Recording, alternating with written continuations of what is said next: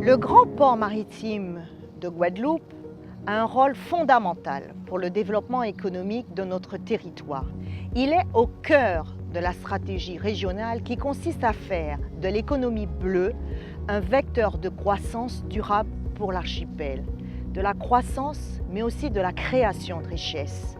En 2019, au sein du conseil de surveillance, nous avons adopté un projet stratégique pour une période de 5 années qui comporte notamment le projet d'aménagement entre la ville et le port, le projet Karuk-et-Rabé, avec la reconstruction du siège du grand port maritime. C'est vrai que cette crise sanitaire a eu des conséquences sur tous les secteurs d'activité, mais l'essentiel pour nous, c'est de garder le cap et de tout mettre en œuvre pour mener à bien ce projet ambitieux. La stratégie nationale portuaire annoncée par le gouvernement en début d'année renforce notre conviction quant aux orientations que nous avons prises. Il faut pouvoir disposer d'une chaîne logistique performante, il faut avoir un port au service du développement économique et aussi un port qui soit accélérateur de la transition écologique et moteur en matière d'innovation et de transformation numérique. Ces grands principes de la stratégie nationale sont donc en parfaite adéquation avec les ambitions du grand port maritime de Guadeloupe. Il nous appartient maintenant d'y travailler ensemble car les défis qui viennent sont de taille et seule la volonté d'œuvrer collectivement nous aidera à y faire face. Alors je voudrais vous dire tout simplement, je voudrais vous souhaiter à toutes et à tous une très bonne année et surtout une merveilleuse année 2022. Chers tous, chers membres de la communauté portuaire, le Conseil de développement a pour rôle d'apporter un avis et des conseils au grand port maritime, notamment dans le cadre du déploiement du plan stratégique 2040.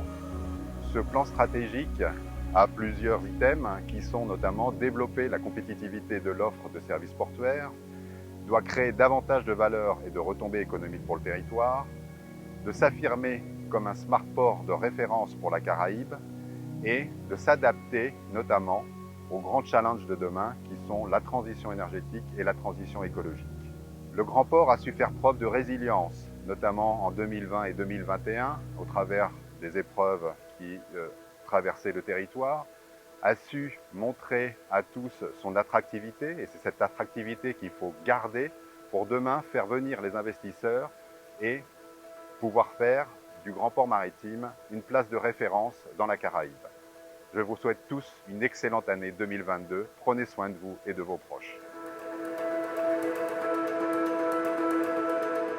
Je veux commencer mon propos par un coup de chapeau aux acteurs de la place portuaire et aux salariés de Guadeloupe Port Caraïbes. En effet, l'année 2021 s'est déroulée dans de bonnes conditions malgré des circonstances très défavorables que chacun connaît.